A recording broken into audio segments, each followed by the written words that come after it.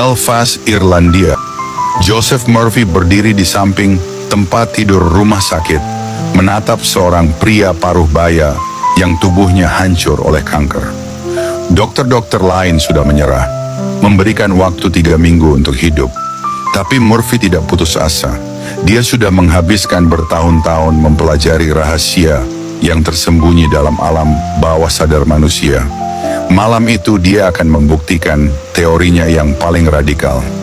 Pikiran bawah sadarmu adalah apotik terbesar di dunia. Di dalamnya tersimpan setiap obat yang pernah kamu butuhkan. Murphy mendekati pasien itu dan berbisik, "Tutup matamu.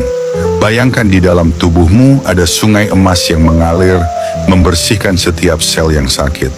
Rasakan kehangatan penyembuhan mengalir dari kepala hingga kaki." Setiap malam selama 2 minggu, Murphy datang. Tidak membawa obat, tidak melakukan operasi, hanya membimbing pikiran pasien itu untuk menciptakan gambaran penyembuhan yang sempurna.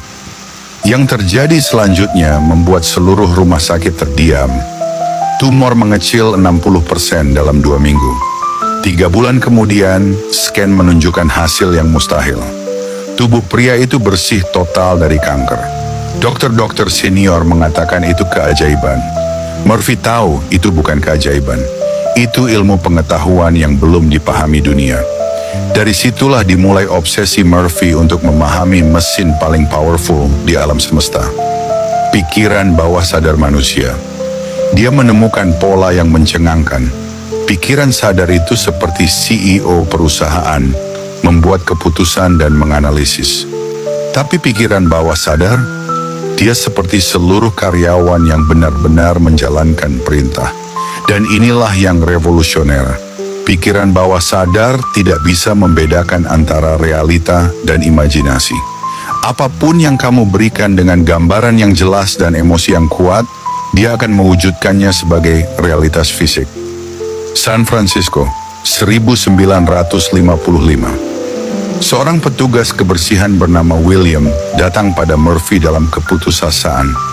Usianya 52 tahun, gaji $40 per bulan, utang menumpuk. Dia merasa terjebak selamanya dalam kemiskinan. Murphy memberikan resep yang sederhana tapi powerful. Setiap malam sebelum tidur, bayangkan kamu sedang menghitung uang $100.000. Rasakan tekstur uangnya. Dengar suara kertas yang diremas. Lakukan ini selama 30 hari. William skeptis, tapi putus asa membuat dia mencoba. Hari ke-12, saat membersihkan kantor, William menemukan majalah bisnis yang tergeletak. Di dalamnya ada artikel tentang investasi real estate dengan modal kecil. Hari ke-18, William bertemu dengan seorang developer yang sedang mencari partner untuk proyek kecil. Tanpa modal, William hanya menawarkan tenaga dan dedikasi. Hari ke-30, proyek pertama William memberikan profit $3.000, 75 kali gaji bulanannya. 2 tahun kemudian, William memiliki portfolio real estate senilai $150.000. Dia bukan lagi petugas kebersihan. Dia menjadi property developer yang sukses. Murphy menyimpulkan, William tidak berubah. Yang berubah adalah programnya. Pikiran bawah sadarnya mulai bekerja 24 jam, mencari peluang yang sebelumnya tidak terlihat. Los Angeles, 1958. Helen, 34 tahun, datang pada Murphy dengan mata yang mulai buta akibat glaukoma. Dokter mata terbaik sudah memvonis, dalam 6 bulan, Anda akan kehilangan penglihatan sepenuhnya. Helen adalah seorang ibu dengan 3 anak kecil. Dia tidak bisa menerima vonis itu. Murphy mengajarinya teknik mental movie. Helen, setiap hari selama 20 menit, putar film di pikiranmu. Kamu sedang bermain dengan anak-anakmu, melihat wajah mereka dengan jelas. Kamu sedang membaca buku, mengemudi mobil, melihat matahari terbenam dengan mata yang sehat dan jernih. Yang terjadi membuat komunitas medis terguncang. Minggu kedua, tekanan di mata Helen mulai menurun. sesuatu yang secara medis tidak murkin tanpa operasi. Bulan ketiga, penglihatan Helen yang tadinya kabur mulai membaik. Dokter tidak bisa menjelaskannya. Bulan ke-6, scan mata menunjukkan hasil yang impossible. Glaukoma Helen menghilang sepenuhnya. Dr. Peterson, dokter mata yang menangani Helen, menulis dalam jurnal medis. Dalam 30 tahun praktik, saya tidak pernah melihat kasus seperti ini. Secara ilmiah, ini tidak masuk akal. Tapi faktanya ada di depan mata. Murphy mengembangkan formula yang dia sebut scientific prayer. Ada 4 langkah. Pertama, relax, masuk ke alpha state. Pikiran bawah sadar paling reseptif saat kamu dalam keadaan tenang, seperti saat akan tidur atau baru bangun. Kedua, visualize. Buat gambaran yang detail, hidup, dan emosional tentang hasil yang kamu inginkan. Jangan fokus pada masalah, fokus pada solusi. Ketiga, feel, generate the emotion. Emosi adalah bahasa pikiran bawah sadar. Tanpa feeling, visualisasi hanya omong kosong. Keempat, release, let go and trust. Setelah kamu order, jangan cemas tentang how atau when. Biarkan pikiran bawah sadarmu bekerja. Detroit 1962.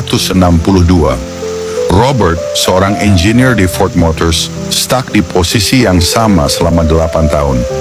Gajinya stagnan, idenya diabaikan, dan dia merasa karir sudah mentok. Murphy mengajarinya the executive visualization.